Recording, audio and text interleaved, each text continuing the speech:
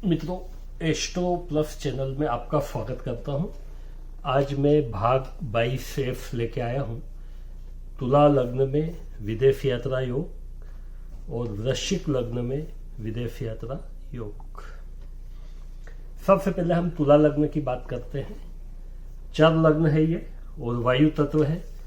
विदेश यात्रा करने के जो सबसे ज्यादा शौकीन लोग होते हैं वो मेष लग्न, तुला लग्न, कर्क लग्न और मकर लग्न के माने जाते हैं। मतलब तुला लग्न विशेष होता है विदेश यात्राओं के लिए। तो तुला लग्न में यहां पे 7 नंबर होगा, यहां 8,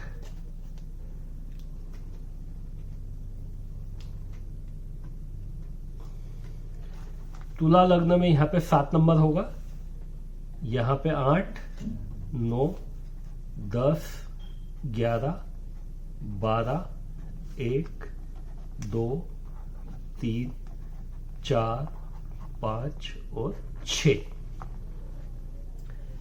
लग्नेश 7 नंबर यानी कि तुला लग्न है तो स्वामी शुक्र हो गया।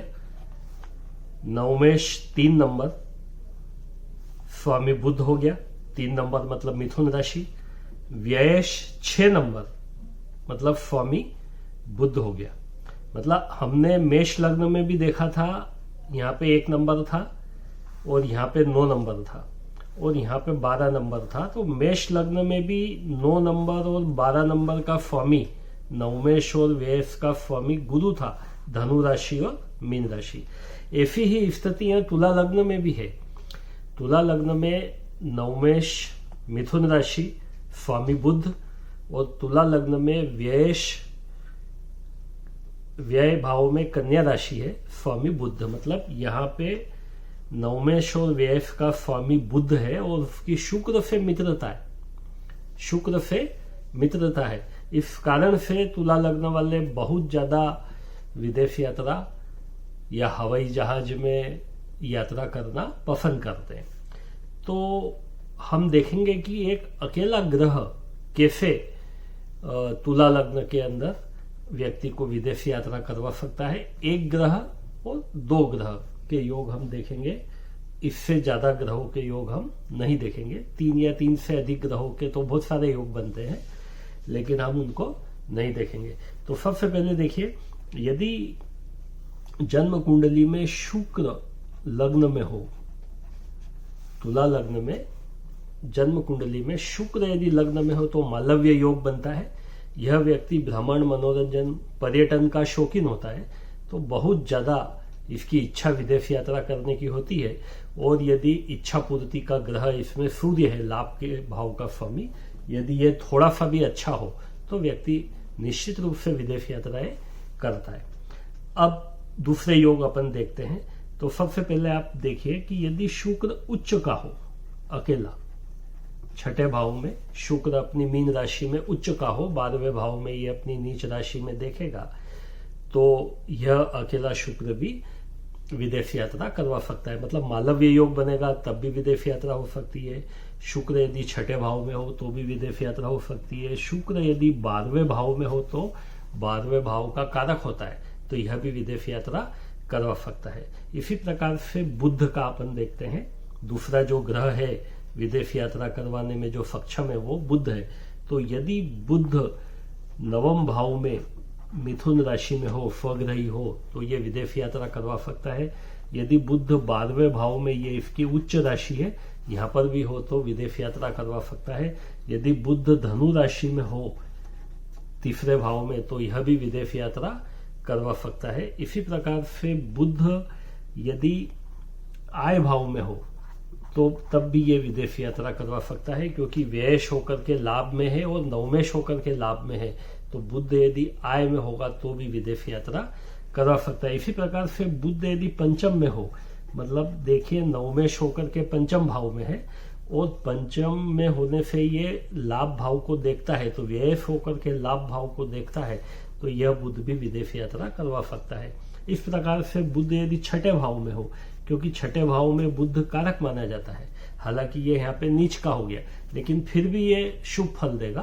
तो नवमेश होकर के छठे भाव में है और अपने 12वें भाव में उच्च दृष्टि से देख रहा है, तो यह बुध भी विदेश यात्रा करवा सकता है। यदि अकेला बुध यहाँ पे केंद्र में हो, मतलब नवमेश व्ययश होकर के केंद्र में हो, सप्तम भाव में हो, तो यह व्यक्ति भी विदेश यात्रा कर सकता है। इसी प्रकार से बुध और शुक्र की किसी भी भाव में युति हो, बुध प्लस शुक्र की किसी भी भाव में युति हो, तो वह व्यक्ति विदेश यात्रा कर सकता है। करने के उसमें यदि बुध और शुक्र की युति किसी भी भाव में होगी तो व्यक्ति गारंटेड विदेश यात्रा करेगा। तो मित्रों, ये हमने विदेश यात्रा के योग देखे। यहाँ पे कुछ योग शनि से भी बनते हैं, लेकिन उस पर हम नहीं जाएंगे क्योंकि इतने मेरे ख्याल से पर्याप्त है। इसमें से आप देखिए कि कौन सी पोजीशन आपकी कुंडली में बनती है, और यदि आपको यह पोजीशन होने के साथ में बुध और शुक्र यदि बलवान है, मतलब पत्रिका में कोई भी योग तब बनता है जब वो बलवान अवस्था में हो, तो वो निश्चित रूप से 100% निश्चित रूप से आपको विदेश यात्रा करवाएगा। तो धन्यवाद। अब अपन वृश्चिक लग्न पर आ जाते हैं। वृश्चिक लग्न में देखिए, यहाँ पे 8 नंबर होगा, यहाँ 9, 10, 11, 12, 1, 2, 3, 4, 5, 6 और 7। यह स्थिर लग्न माना जाता है।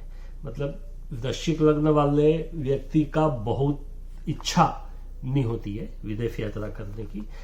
तो लग्नेश 8 नंबर स्वामी मंगल हो गया। वृश्चिक नवमेश चंद्रमा 4 नंबर स्वामी चंद्रमा है, और व्ययेश 7 नंबर स्वामी शुक्र हो गया। मतलब लग्नेश वृश्चिक राशि है, स्वामी मंगल, नवमेश कर्क राशि है, स्वामी चंद्रमा, व्ययेश तुला राशि है, स्वामी शुक्र।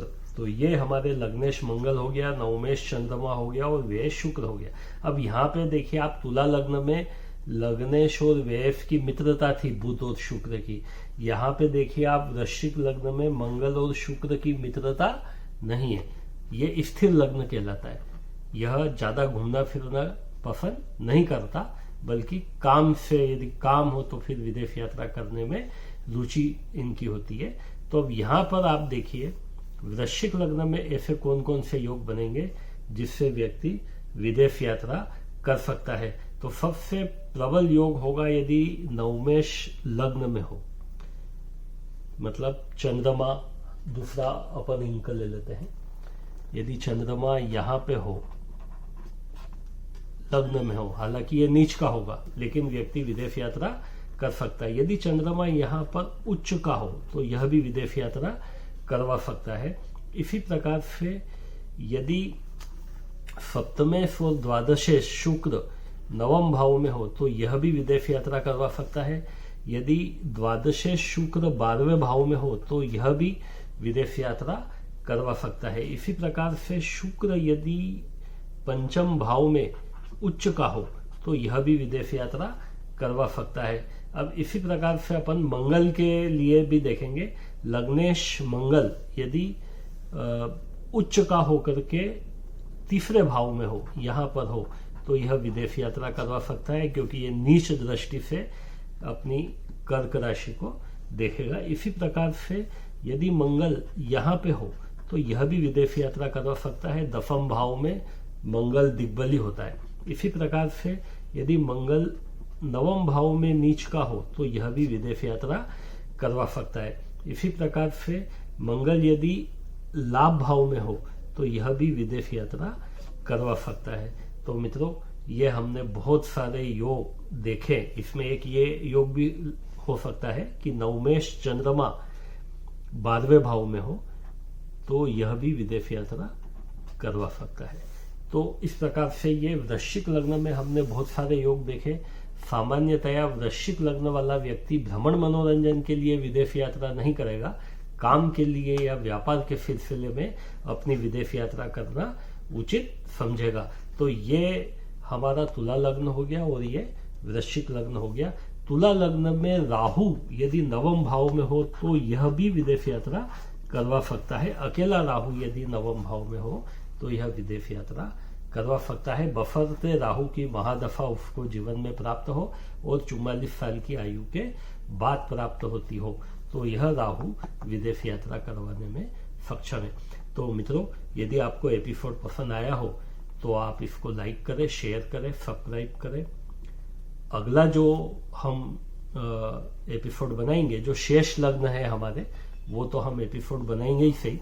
भाग 22 एफ के बाद में GH 2 एपिसोड और लेके मैं आऊंगा। लेकिन एक महत्वपूर्ण अपन लेके आ रहे हैं एपिसोड, जिसमें सरकारी नौकरी लगने के योग, जन्म कुंडली में सरकारी नौकरी लगने के योग अपन जस्ट बहुत शीघ्र एपिसोड लेके आएंगे।